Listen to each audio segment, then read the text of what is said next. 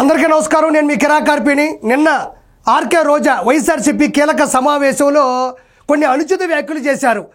ఆవిడ ఏం చేశారు అనే దానికి నేను సమాధానం చెప్తాను, చూడండి.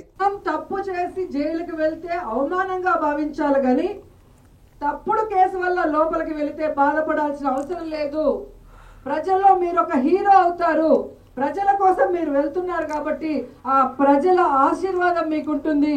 మీకు ఎటువంటి ముప్పు జరగదు. అందుకు పార్టీ నేను సిద్ధంగా ఉన్నాను మిమ్మల్ని కాపాడుకోవడానికి అని అన్న మాకు ధైర్యం చెప్పారు.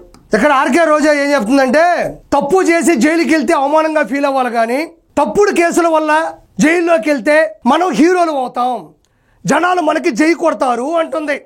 అదే కాకుండా లాస్ట్లో ఏమంటుందంటే, అన్న మనకు ధైర్యం చెప్పాడు అంటుంది. అసలు అన్నకి ధైర్యం చెప్పేది ఎవరు? అన్న ఇప్పుడుండే పరిస్థితుల్లో ఎప్పుడు జైలుకి వెళ్తాడో అన్నకు కూడా తెలియదు. అన్నకి ధైర్యం లేక యలహంక ప్యాలెస్లోనో, తాడేపల్లి ప్యాలెస్లోనో, హైదరాబాదులోని లోటస్ పాండ్ ప్యాలెస్లోనో, లండన్లోనో దాక్కొని తిరుగుతూ ఉన్నాడు. ఏదన్నా శవం తగిలితే తప్ప అన్న రాడు. అన్న మీ దగ్గరకు వచ్చి మీకు ధైర్యం చెప్పాడా? అన్నకి ధైర్యం చెప్పేవాళ్ళు లేక ఏడుస్తూ ఉన్నాడు, కుమిలిపోతూ ఉన్నాడు. మీకు వచ్చి అన్న ధైర్యం చెప్పాడా? ఏమంటున్నావు నువ్వు? తప్పుడు కేసులో లోపలికి వెళ్తే ప్రజలు మనకి జై కొడతారు అంటావా? అంటే ఇప్పటి వరకు ఎవరైతే లోపలికి వెళ్ళారో వాళ్ళు ఏ తప్పు చేయలేదు పాపం. వాళ్ళందరూ హీరోలే. వాళ్ళందరూ అనవసరంగా లోపలేసేసారు. వాళ్ళు ప్రజలు వాళ్ళని ఆశీర్వదిస్తున్నారా? ఒకసారి ఇప్పటి వరకు ఎవరు వెళ్ళారు, ఎలాంటి పాపాలు చేశారు, ఎలాంటి తప్పులు చేశారు, వాళ్ళని హీరోలు అందామా జీరోలు అందామా అనేది ఈ రోజా ముందు ఒకసారి ఇది కూడా ప్లే చేస్తా, చూడండి. ఇప్పటి వరకు జైల్లోకి వెళ్ళి చెప్పుకూడుతున్నటువంటి ఒక నలుగురిని చూపిస్తాను. రోజా అన్న మాటలకి అవి కరెక్టా లేదా చూద్దాం. ఇలా చూడండి. వల్లభనేని వంశీ, పోసాని, వర్రా రవీందర్ రెడ్డి, బోరుగడ్డ అనిల్, ఇప్పటి వరకు ఈ నలుగురు కూడా లోపలికి వెళ్ళారు, రిమాండ్కి వెళ్ళారు, శిక్ష అనిపించారు. కొంతమంది బయటకు వచ్చారు, కొంతమంది ఇంకా కూడా లోపలే ఉన్నారు. వీళ్ళందరూ కూడా హీరోలంట. చూద్దాం. మొదటిగా వల్లభనేని వంశీ. వల్లభనేని వంశీ గన్నవరంలో ఉండేటువంటి టీడీపీ ఆఫీస్ మీద అధికార ముసుగులో, అధికార వ్యామోహంలో, అధికార దాహంతో ఒక్కసారిగా కండ కావరంతో గన్నవరంలోని టీడీపీ ఆఫీస్ మీద ఆకస్మిక దాడులు జరిపించి మొత్తం కూడా కొలాప్స్ చేయడం జరిగింది. అంతేకాకుండా అక్కడ పనిచేస్తున్నటువంటి తెలుగుదేశం సభ్యత్వానికి సంబంధించిన కార్యకర్త సత్యవర్ధన్ని కిడ్నాప్ చేయడం జరిగింది. వాటన్నిటికీ సంబంధించినటువంటి కూడా కేసు డీటెయిల్స్ కూడా ప్రూవ్ అయ్యాయి. అదేవిధంగా ఎవరైతే సాక్షి ఉన్నాడో ఆ సాక్ష్యం చెప్పాడు, అన్ని కరెక్ట్ కూడా అయ్యింది. అతన్ని లోపలికి వెళ్ళడం జరిగింది. ఇదే కాకుండా ఇదే వల్లభనేని వంశీ అసెంబ్లీ సాక్షిగా భువనేశ్వర్ గారిని ఎలాంటి అనుచిత వ్యాఖ్యలు చేశాడు అన్నది కూడా మీరు చూశారు. అవి యూట్యూబ్లో కూడా ఉన్నాయి. అదొక్కటే కాదు, బయట కూడా ప్రెస్ మీట్లు పెట్టి దారుణాది దారుణమైనటువంటి బూతులు కూడా తిట్టాడు. అప్పట్లో ఇప్పట్లో ఎప్పటికీ కూడా సోషల్ మీడియాలో అవి అలానే ఉన్నాయి. కాబట్టి ఇన్ని దోషాలు చేసిన వ్యక్తి, ఆడవాళ్ళని దూషించినటువంటి వ్యక్తి, ఒక కార్యకర్తని కిడ్నాప్ చేసినటువంటి వ్యక్తి, టీడీపీ పార్టీ ఆఫీసుని ధ్వంసం చేసినటువంటి వ్యక్తి లోపలికి వెళ్ళకూడదా? ఇతనికి జై కొట్టాలా, జైల్లో పెట్టాలా? అదేవిధంగా పోసాని కృష్ణమురళి, ఇతను స్పోక్స్ పర్సన్గా పనిచేశాడు. ఇతను ఒక మంచి రైటర్, సినిమాలో యాక్టింగ్ చేశాడు. దాని గురించి నేను మాట్లాడదలుచుకోలేదు. వైఎస్ఆర్సీపీలోకి వచ్చిన తర్వాత ఏదైతే జగన్మోహన్ రెడ్డి ఇచ్చే చిల్లర పైసలకి మైహోమ్ పూజలో 3 ఫ్లాట్లు కొన్నాడు. అంటే 3x7 21 కోట్ల రూపాయలు చేసే విలువ ఫ్లాట్లు కొన్నాడు. అదేవిధంగా 160 కోట్లు విలువ చేసేటువంటి పొలాలు, స్థలాలు, బంగళాలు, బంగారాలు ఇతర పేరు మీద ఉన్నాయి. జగన్మోహన్ రెడ్డి డబ్బులు ఇచ్చి తిట్టమంటే ఎవరిని పడితే వాళ్ళని దారుణాతి దారుణంగా దూషించాడు. అందులో భాగంగా పవన్ కళ్యాణ్ గారి సతీమణిని, వాళ్ళ పిల్లల్ని, వాళ్ళ కుటుంబాన్ని, కూటమి ప్రభుత్వంలో ఉండేటువంటి ఏదైతే ఉన్నారో ఆ వ్యక్తులకు సంబంధించిన వాళ్ళు కూడా దారుణాతి దారుణంగా కూడా ఏమాత్రం కూడా ఆలోచించకుండా తిట్టినటువంటి వ్యక్తి. ఇవి సోషల్ మీడియాలో ఇప్పటికే ఉన్నాయి. ఫేస్బుక్ కావచ్చు, ఎక్స్ కావచ్చు, అదేవిధంగా గ్రూపుల్లో కావచ్చు, యూట్యూబ్లో కావచ్చు, ఇన్స్టాలో కూడా ఉన్నాయి. ఇన్ని తప్పులు చేసిన వ్యక్తికి ఇతన్ని జై కొడతారా, జైల్లో పెడతారా మీరే చెప్పాలా? ఇది వర్రా రవీందర్ రెడ్డి.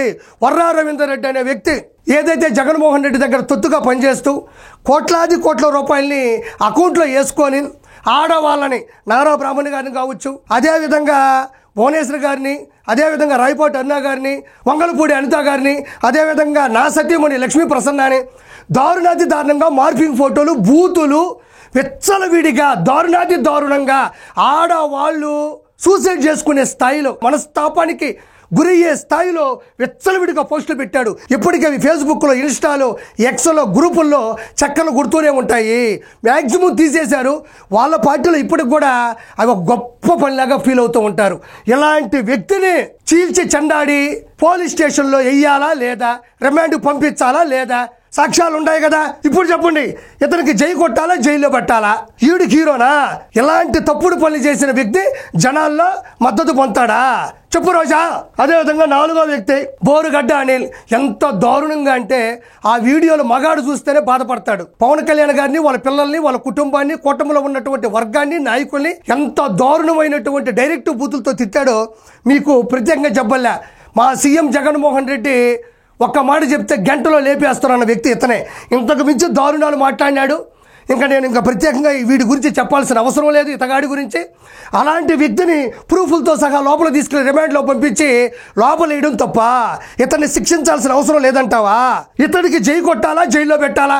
ఈ నలుగురు కూడా దారుణాతి దారుణమైనటువంటి బూతులు మాట్లాడినారు, మార్ఫింగ్ ఫోటోలు చేశారు, ఎంత పడితే అంత హింసకు గురి చేశారు తెలుగుదేశం పార్టీ వారిని, కూటమి సభ్యుల్ని కూడా. మరి చెప్పండి, ఇప్పుడు రోజా చెప్తుంది ఏ తప్పు చేయకుండా జైల్లోకి వెళ్తే అవమానంగా ఫీల్ అవ్వాలి, కానీ తప్పుడు కేసులు పెట్టి అంటే ఈ తప్పుడు కేసులు ఇవే? చెప్పు రోజా. నాకు ఇప్పుడు అర్థం కాదు ఏంటంటే, నీ దృష్టిలో ఇలాంటి పనులు చేసి జైల్లోకి వెళ్తే మంచి వాళ్ళు, ప్రజలు మద్దతు ఉంటుంది, ప్రజలు జై కొడతారు, ప్రజలు గమనిస్తున్నారు, ప్రజలు ఓట్లు వేస్తారంటున్నావు. సరే, ఈ విధంగా తప్పులు పొరపాట్లు చేసి హీరోలు అవ్వాలనుకుంటే, హీరోలే అని నీ దృష్టిలో అనుకుంటే, ఇంకా మీ వైఎస్ఆర్సీపీలో చాలామంది హీరోలు, హీరోయిన్లు కూడా ఉన్నారు. ఎందుకంటే మగవాళ్ళు హీరోలు అంటే ఆడవాళ్ళు హీరోయిన్లు అనాలి కాబట్టి. రానున్న రోజుల్లో లోపలికి వెళ్ళి హీరోయిన్లు ఎవరున్నారో ఒకసారి చూద్దాం.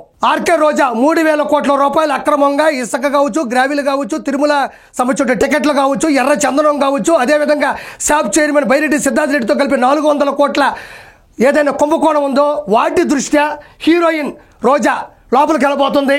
అదేవిధంగా నెక్స్ట్ హీరోయిన్ ఎవరంటే ఇదిగో విడుదల రజని. ఈవిడ చిలకలూరుపేట మాజీ శాసనసభ్యురాలు, ఈవిడ మంత్రిగా కూడా పనిచేసింది. ఈవిడ స్టోన్ క్రషర్ యజమాని చలపతిరావు గారి దగ్గర 2,20,00,000 రూపాయలు మరిది ఎవరైతే గోపి ఉన్నాడో ఆయనతోనూ, అదేవిధంగా ఐపీఎస్ జాషువా గారు, అదేవిధంగా ఎవరైతే పిఏ రామకృష్ణ ఉన్నాడో వీళ్ళందరూ సాక్ష్యంగా కూడా 2,20,00,000 అనవసరంగా లాగేసింది. ఆల్రెడీ మరిది గోపి లోపలికి వెళ్ళాడు. మొన్న కూడా ఆవిడ పిఏ ప్రధాన అనుచరుడు శ్రీకాంత్ రెడ్డి కూడా లోపల పోయాడు. ఇంకా ఈవిడే లోపలికి వెళ్ళాలి. ఈవిడ మెడికల్ మాఫియా కూడా చేసింది. ఇవి కాకుండా మైన్స్, అవినీతి, అక్రమాలు, భూ కబ్జాలు, బూతులు అన్నీ కూడా ఈవిడ చిట్టాలో ఉన్నాయి. ఈవిడ కూడా ఒక హీరోయిన్నే. తర్వాత కొడాలి నాని ఎంత దూషించాడో, ఎంత వల్గర్గా మాట్లాడినాడో, ఎన్నిసార్లు తొడగొట్టి బెదిరించాడో, భయపెట్టాడో, ఎంత దారుణమైన మాటలు అసెంబ్లీలో మాట్లాడినాడో ప్రత్యేకంగా నేను చెప్పబోలేదు ఈ గుట్కా గురించి. ఇతను కూడా నెక్స్ట్ వెళ్ళిపోతున్న హీరో. అదేవిధంగా అనిల్ కుమార్ యాదవ్ తొడగొడతాడు, పౌరుషం అంటాడు, నేను అనర్గళంగా మాట్లాడుతున్నాను అంటాడు. చెయ్యని తప్పు అంటూ ఏదీ లేదు. ప్రజలకి సంక్షేమ పథకాల గురించి చెప్పడం మాని సవాల్ విసరతాడు. ఇతను కూడా 5,000 కోట్ల రూపాయలు నీటిపారుదల శాఖ మంత్రిగా కూడా చేసి కోట్ల రూపాయలు గడించాడు. ఇతగాడిని కూడా లోపలేసే అవకాశం ఈ హీరో కూడా 100% ఉంది. అదేవిధంగా సజ్జల రామకృష్ణారెడ్డి ఇతగాడే ఎవరైతే బూతులు తిడతారో వైఎస్ఆర్సీపీ హయాంలో వాళ్ళందరికీ కూడా స్క్రిప్ట్ రాసి బూతులు 1% కూడా తగ్గకుండా చూసుకునే వ్యక్తి. ఇతను సలహాదారుడు. ఈ హీరో కూడా ఇతను కొంచెం సీనియర్ హీరో, కొంచెం వృద్ధుడు. ఇతను కూడా వెళ్తాడు. తర్వాత అంబటి రాంబాబు ఇతగాడు కూడా 4,000 కోట్ల నుంచి 5,000 కోట్ల రూపాయలు సంపాదించాడు. సంజన సుకన్య కూడా ఇతను చాలా చక్కగా చూసుకుంటారు. 100% ఇతగాడు కూడా చాలా కుంభకోణాల్లో కూడా తేలబోతుంది. ఇతను కూడా వెళ్తాడు. అదేవిధంగా మిథున్ రెడ్డి ఇక్కడ గమనించినట్లయితే ఇతగాడు లెక్కర్ స్కామ్లో ఉన్నాడు. అదేవిధంగా ఈరోజు ఆంధ్రప్రదేశ్లో ఏ ఎమ్మెల్యే, ఏ ఎంపీ తప్పు చేసినా కూడా ప్రధాన అనుచరుడు మన మిథున్ రెడ్డి.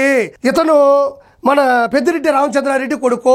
100% ఇతగాడు చూడడానికి అమాయకంగా ఇలా ఉంటాడు, కానీ ఖచ్చితంగా వెళ్ళిపోతాడు. ఇతను కూడా హీరో.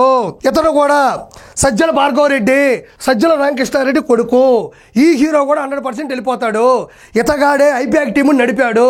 ఇతగాడే జగన్మోహన్ రెడ్డి డబ్బుని వీళ్ళందరికీ అకౌంట్లో కొట్టి బూతులు తిట్టండి అని ఆజ్ఞాపించేది ఈ పిల్ల సజ్జలే. ఈ ఇతగాడి కింద ఇంకా చాలా మంది కూడా సోషల్ వర్కర్లు ఉన్నారు. వీళ్ళందరినీ పక్కన పెడితే హీఈస్ అన్ వన్ అండ్ ఓన్లీ, ఎప్పుడు వెళ్తాడో తెలియదు కానీ ఎప్పటికీ బయటకు రాడు అనుకునే ఒక హీరో ఉన్నాడు. ఆ హీరో గురించి చెప్తా చూడండి. జగన్మోహన్ రెడ్డి. ఈ జగన్మోహన్ రెడ్డి అక్రమాస్తుల కేసులో 16 నెలలు చెప్పుకూడు తిన్నాడు. ఆ కేసులో పోతాడో లేదో తెలియదు. అదేవిధంగా బాబాయ్ గొడ్డల వేటు, ఆ కేసులో పోతాడో లేదో తెలియదు.